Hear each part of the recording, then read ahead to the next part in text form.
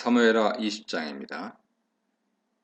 1, 2절 이스라엘 사람들과 유다 사람들이 누가 다윗 왕국에서 더 큰 권리를 갖는가 하는 문제로 분쟁이 일어났을 때 유다 사람들이 주장을 강하게 펼치자 이스라엘 사람들은 상당히 불쾌했습니다. 이때 베냐민 사람 비그리 아들 세바가 이런 혼란을 이용하여 반란을 일으킵니다. 화자는 그를 불량배라고 말하는데 이것은 다윗 입장에서 다윗을 대적하는 인물을 표현한 것이죠.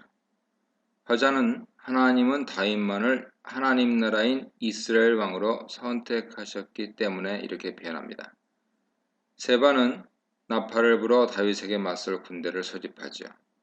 그리고 연설을 통해 우리가 다윗과 나눌 분깃도 그에게서 받을 유산도 없다고 합니다. 이것은 다윗이 이제 자신들과 아무런 관계도 없다는 말이죠. 그러면서 이스라엘에게 각자의 장막으로 돌아가라고 연설합니다. 여기서 각자의 장막으로 돌아가라는 말은 더 이상 다윗을 따르지 말라는 말이죠. 이런 세바 선동의 불만에 가득 차 있던 이스라엘 사람들은 다윗에게서 돌아서서 세바 반란에 동참하기로 결심합니다. 이런 상황에서 오직 유다 지파만 다윗을 따랐고 결국 다시 예루살렘으로 돌아오게 했죠. 이 모습은 다윗이 처음 예루살렘으로 들어가는 모습과 대조를 이룹니다. 다윗은 처음에 헤브론에서 유다 사람들의 지지를 받아 왕이 되었습니다.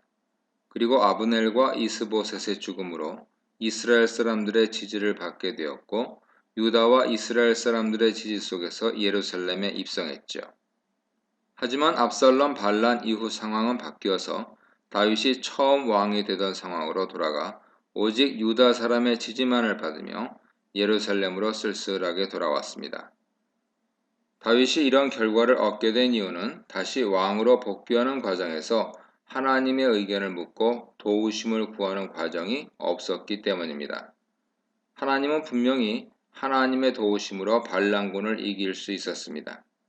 하지만 압살롬의 죽음 이후 또다시 하나님께 의지하지 않고 자신의 정치 수완을 이용하여 예루살렘으로 돌아오려 하였고 일부 성공을 거둔 듯 했죠. 하지만 정치 수완은 이해관계가 부딪히자 금방 한계를 드러내고 또다시 갈등과 반란이 일어나게 된 것입니다. 하나님의 사람이 하나님을 의지하지 않고 정치 수완과 인간적인 방법으로 문제를 해결하려고 할 때 이런 한계에 부딪히게 됩니다. 3절입니다. 다윗이 예루살렘에 들어와 가장 먼저 한 일은 압살롬에게 강간당한 10명의 첩을 감시가 붙은 집, 즉 감옥 같은 곳에 감금한 것입니다. 이것은 그녀들을 압살롬 반란에 동조한 죄인들처럼 다루었다는 의미죠. 그녀들에게 먹을 것을 주면서 기본적인 부양은 했지만 더 이상 아내로 여기지 않았고 그들과 관계도 하지 않고 죽을 때까지 가두어두었습니다. 화자는 이런 모습에 대해 그녀들이 생과부가 되었다고 표현하죠. 이 표현은 구약에서 여기에 단 한 번 나오는데 생과부는 다윗이 그녀들을 가혹하게 대했다는 것을 표현하는 단어입니다. 그녀들의 모습은 암논에게 강간당하고 압살롬 집에서 외롭게 지내던 다말 모습과 유사합니다. 남자들의 힘과 폭력에 의해 또 죄 없는 여성들이 희생당하게 된 것이죠. 다윗이 여성에게 매정하다는 비판을 피하기 어려운 이유는 자신의 이익을 위해서는 압살롬의 군대 장관으로 반란에 앞장섰던 아마사까지 군대 장관으로 등용하는 반면 힘없는 여성들은 죄인 취급하며 가혹하게 대하기 때문입니다. 이런 다윗의 모습은 그가 하나님의 인정받은 인물이라 해도 가부장 시대의 한계를 뛰어넘지는 못했다는 것을 보여주는 것이죠. 결국 다윗의 예루살렘 귀환은 즐겁고 행복하고 축복이 넘치는 귀환이 아니었습니다. 4절 7절입니다. 예루살렘에 돌아온 다윗은 세바 반란을 진압하기 위해 군대를 파견합니다. 일단 아마사에게 유다 사람들 중에서 자원자들을 모아 자원군을 만들라고 지시합니다. 다윗은 아마사를 자신의 군대 장관으로 삼았기 때문에 그에게 공을 세울 기회를 준 것이죠. 하지만 시일이 지체되자 자신의 군대를 파견하기로 결정합니다. 그는 아비새를 불러 군대를 이끌고 세바를 추적하라고 명령합니다. 출정이 더 늦어지면 세바가 든든한 성읍들을 점령하게 되고 그러면 세바의 반란을 진압하기 어렵기 때문이죠. 반란을 빠른 시간 내에 제압해야 한다는 이런 계획은 아히도벨의 계획을 기억나게 합니다. 다윗이 요압이 아니라 아비새를 부른 것을 보면 요압의 지위가 강동되어 아비새 밑에 있었던 것으로 보입니다. 다윗은 최고 군대 장관의 지위는 아마사에게 주었고 요압 군대는 아비새 손에 주었습니다. 아마도 다윗은 후에 요압이 명령에 불복하고 압살롬을 죽인 것을 알고 강등시켰다고 추측해 볼 수는 있죠. 7절에서 아비새는 요압이 이끄는 정규군과 다윗의 친위 용병 부대인 그렛 사람들과 블렛 사람들을 이끌고 세바를 쫓기 위해 예루살렘에서 출발합니다. 8절 10절입니다. 아비새가 이끄는 군대가 출발해서 기브온 근처에 있는 큰 바위에 이르자 그곳에서 아마사를 만나게 됩니다. 아마스는 아비새가 군대를 이끌고 온다는 소식을 듣고 그곳에서 자신이 모은 군대와 함께 합류하기 위해 기다리고 있었던 것으로 보이죠. 아마사를 본 요압은 허리에 찬 칼을 떨어뜨리고 아마사에게 다가가 인사하기 위해 입을 맞추는 체 하면서 손에 들고 있던 칼로 아마사의 배를 찔러 죽입니다. 요압의 칼이 어디서 나왔는지 본문은 언급하지 않고 있죠. 요압이 아마사를 죽인 장면은 사사기 3장에서 에훗이 에글론 왕을 죽인 장면과 유사합니다. 이런 유사함을 통해서 아마사가 눈치채지 못하게 요압이 왼손에 단검을 숨기고 있다가 왼손으로 단번에 아마사의 배를 찔러 죽인 것으로 해석할 수 있습니다. 이런 요압의 행동은 그가 아마사를 우발적으로 죽인 것이 아니라 죽일 기회를 엿보다 계획적으로 죽인 것임을 보여줍니다. 그리고 평화를 말하며 인사하는 척하다가 죽인 것은 아브넬을 죽일 때와 유사하죠. 요압은 자신과 적으로 싸웠던 아마사 때문에 군대 장관에서 밀려난 것에 원한을 품고 아마사를 죽인 것이고 이것은 다윗에 대한 항의 행동입니다. 이렇게 요압은 점점 더 다윗이 통제하기 어려운 인물이 되어가고 있고 다윗 리더십에 치명적인 흠집을 내고 있습니다. 11, 13절입니다. 요압은 아마사를 죽인 후 부대를 끌고 자신이 주도하여 세바를 쫓으러 출발합니다. 본문에서 요압과 그의 동생 아비스라고 표현한 것은 이제 부대의 주도권이 요압에게 있다는 것을 의미하죠. 요압은 자신의 부하 하나를 아마사의 시체 곁에 남겨두고 아마사 시체를 보고 놀라며 주저하는 유다 군사들에게 요압 자신을 따르라고 선동합니다. 이미 아마사는 죽었기 때문에 이제는 요압을 따르라는 말이죠. 하지만 아마사는 유다 군대 지휘관이었기 때문에 유다 군사들은 아마사 죽음을 보고 두렵고 혼란에 빠졌을 것입니다. 이런 모습을 본 요압 부하는 아마사 시체에 옷을 덮고 길에서 옮겨 사람들이 보지 못하게 만듭니다. 이렇게 요압은 또다시 다윗이 여호와의 이름으로 맹세하며 살려준 인물을 자신의 이익을 위해 가차없이 죽이고 자신의 권력을 다시 회복했습니다. 한편으로 아마사의 비참한 죽음은 그가 하나님께서 선택하신 다윗 편에 서지 않고 압살롬 편에 서서 다윗을 대적한 하나님의 벌이었습니다. 요압은 다윗 왕국에서 다윗의 반대자를 심판하는 하나님의 칼 역할을 했지만 정작 요압 자신은 철저하게 자신의 이익을 위해 움직였을 뿐이죠.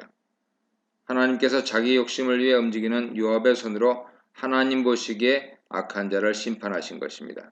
하지만 결국 하나님의 심판 도구로 사용된 요압도 후에 다윗의 유언에 의해 솔로몬 손에 죽게 됩니다. 이 문단에서는 세바의 반란, 다윗의 냉정한 조치와 아마사의 안일한 조치, 요압의 권력 남용에 대해 묵상해 보시기 바랍니다. 14, 15절입니다. 요압이 개인적인 욕망을 위해 아마사를 죽이며 시간을 보내는 사이 세바는 이스라엘 모든 지파들의 지역을 이리저리 돌아다니며 군사를 모아 아벨로 갔고 요압은 세바를 쫓아 아벨로 갑니다. 여기서부터 세바를 상대하는 인물은 다윗이 임명한 아비새가 아닌 요압으로 그는 아마사를 죽이고 동생 아비새를 대신하여 다윗 군대 군권을 손에 쥔 것으로 보입니다. 본문은 세바가 어떤 의도로 아벨성으로 들어갔으며 아벨 사람들이 세바를 어떻게 생각하는지에 대한 자세한 이야기는 생략하고 바로 요압이 아벨성을 부수기 위해 토성을 쌓고 있는 모습을 그리고 있습니다. 그는 세바를 잡기 위해 이스라엘 성 하나를 완전히 파괴하려고 한 것이죠. 16, 19절입니다. 이렇게 아벨성이 파괴될 위험에 처하게 되자 이 난관을 타개하기 위해 한 인물이 성읍을 대표하는 협상가로 등장합니다. 그 사람은 지혜로운 여인으로 표현된 이름 없는 여성이죠. 이 표현은 드고아의 지혜로운 여인과 동일한 표현입니다. 이 여인은 성읍에서 자신의 말을 들으라고 반복해서 소리를 치며 요압에게 자신의 말을 듣기 위해 가까이 오라고 요청합니다.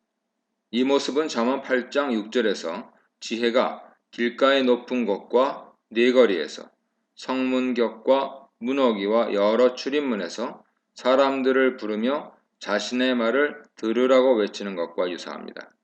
그리고 요압은 이 지혜로운 여인의 외침을 듣고 그녀의 말을 따라 그녀에게로 다가가죠. 아마도 지혜로운 여인은 성벽 위에서 외치고 있었고 요압은 그녀의 말을 듣기 위해 성벽으로 다가간 것으로 보입니다. 이렇게 요압을 가까이 오게 한 지혜로운 여인은 자신을 당신의 여정으로 매우 겸손하게 표현하며 부드러운 말로 협상을 시작합니다. 이것은 아비가일이 다윗과 협상하기 위해 자신을 여종이라고 표현한 것과 유사하죠. 하지만 부드러운 시작과 달리 그녀의 말은 매우 논쟁적이며 훈계조입니다. 아벨 여인은 네 가지 이유로 아벨을 공격해서는 안 된다고 주장하는데 첫째는 아벨이 유서 깊은 지혜의 도시이기 때문입니다. 아벨의 지혜로운 여인은 아벨에게 가서 물을 것이라 라는 옛 속담으로 말을 시작하죠.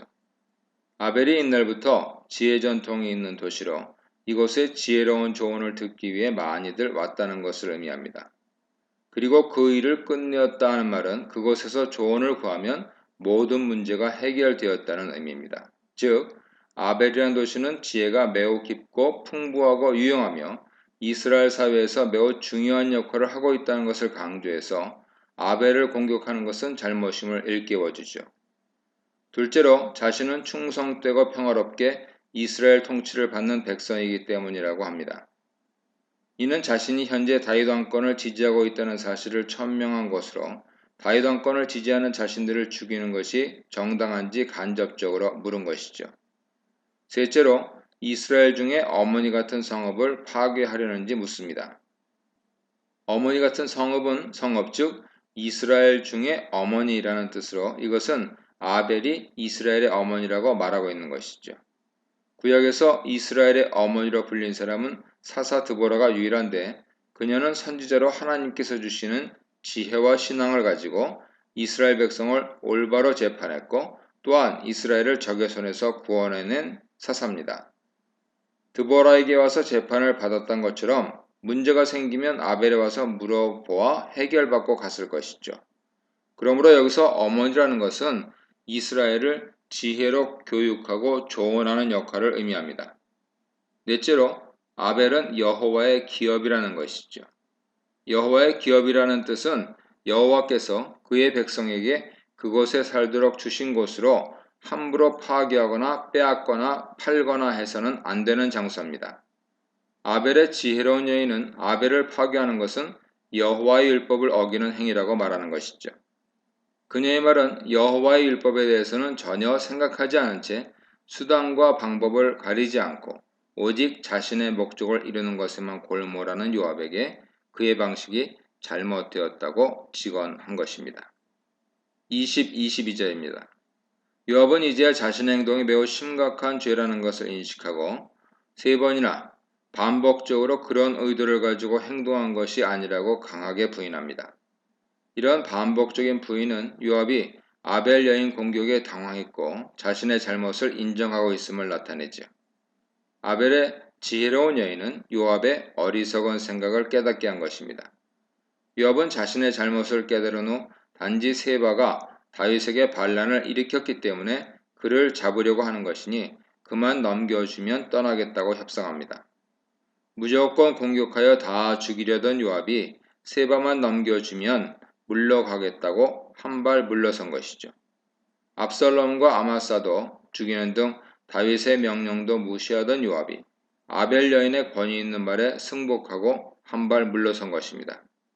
이에 아벨 여인은 요압 협상을 받아들여 세바 머리를 성벽에서 던져주겠다고 약속합니다. 그 여인은 지혜로 성읍 사람들을 설득했고 마침내 세바의 머리를 베어 요압에게 던져주었습니다.